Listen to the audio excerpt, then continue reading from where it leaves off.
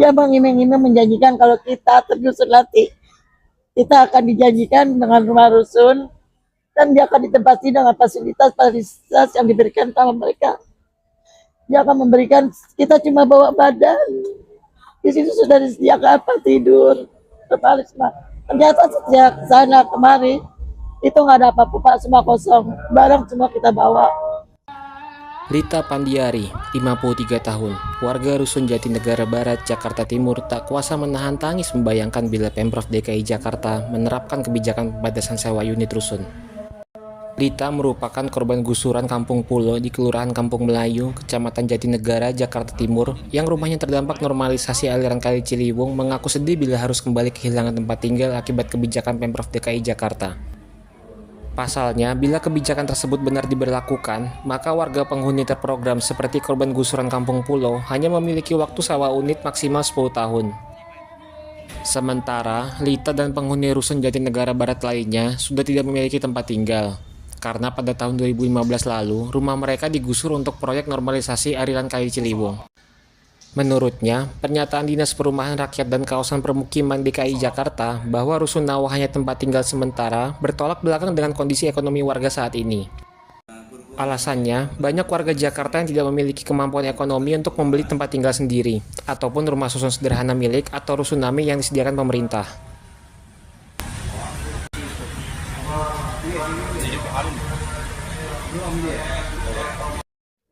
Ini kan dari Pemprov DKI melalui Dinas Perumahan rencana untuk membatasi sewa rusun awal Bu ya. Iya. Kalau dari Ibu sebagai pemimpin rusun di negara Barat, itu masih dengan rencana tersebut? Oh tidak setuju Pak. Tidak setuju karena kami terus terang kalau ada pembatasan sewa, memang isu yang saya dengar ada perbatasan dan itu akan dalam jangka 10 tahun kita selesai kontraknya gitu.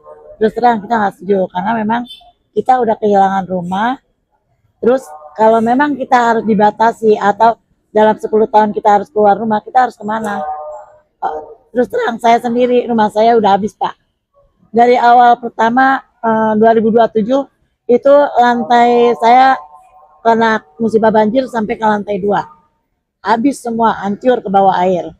Nah, bulan Mei 2013 rumah saya kebakaran habis total juga.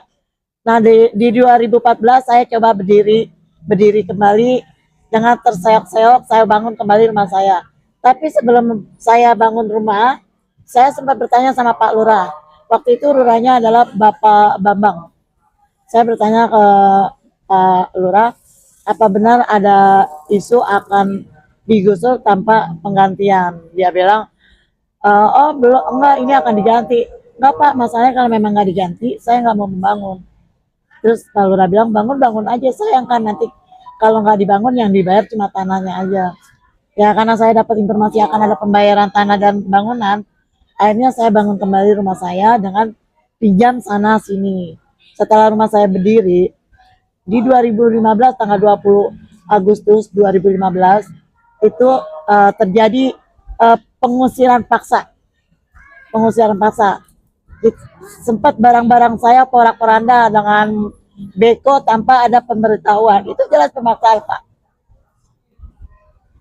Dia mengiming-iming menjanjikan kalau kita tergusur nanti kita akan dijanjikan dengan rumah rusun dan dia akan ditempati dengan fasilitas yang diberikan sama mereka. Dia akan memberikan, kita cuma bawa badan. Di situ sudah disediakan apa tidur, terpalisma. Ternyata sejak sana kemari itu nggak ada apa-apa Pak, semua kosong. Barang semua kita bawa. Dengan hasil kita bawa, tapi setelah sampai di sini, barang yang kita bawa pun tidak boleh ditaruh di tempat kita. Itu pun tidak dibawain lagi. Kita mau taruh di mana Pak? Sedangkan sisa-sisa barang kita itu untuk fasilitas kita tinggal di situ. Setelah itu kita ikuti semua kebijakan. Akhirnya dengan menuruti kebijakan, awalnya kebijakan itu saya anggap wajar, tapi lama-lama itu kurang ajar Pak. Terus terang. Nah sekarang saya mengalami lagi tentang SP. Kebetulan sepupu saya itu ayahnya meninggal dunia.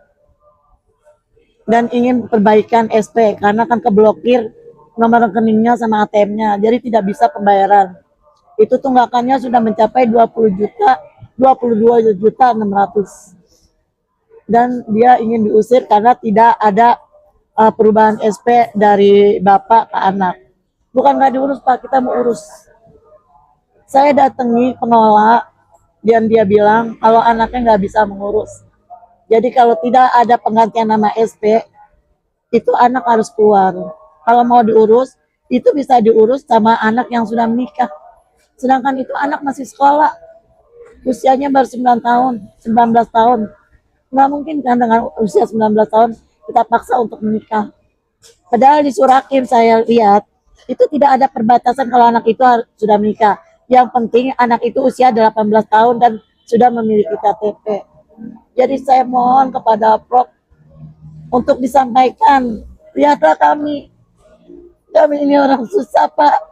Terus terang, setelah penggusuran di sini, rumah saya besar, ukurannya pun cukup lumayan. Saya tambah sengsara.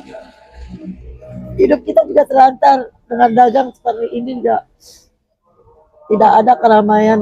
Kita di sini nggak gratis Pak. Kita dagang bayar, semua sudah bayar. Aja sih Pak. Jadi saya mohon tolong disampaikan untuk pemilikan SP, tolong walaupun anak itu belum nikah, tolong didorong untuk pengelola tidak ada batasan anak itu sudah menikah atau tidak menikah, yang penting usia anak itu sudah 18 tahun. Dan di situ bukan cuma dia doang Pak, itu ada 3 nyawa. Kalau harus keluar, itu harus keluar semua. Itu keluar di mana? Mereka mau di mana? Itu anak yatim. Oh, jangan jauh sama mereka. Saya sendiri juga terus terang, saya juga seorang single parent Pak. Jadi kalau untuk menanggung 3 anak itu, terus terang saya nggak sanggup. Kalau dia harus keluar dan harus ngontrak di luar, saya tidak sanggup Pak. Kalau di sini kan ada kebijakan nanti untuk gubernur. Siapa tahu untuk anak yatim ada keringanan pembiayaan. Hanya itu saja sih yang bisa saya sampaikan. Lagi Pak.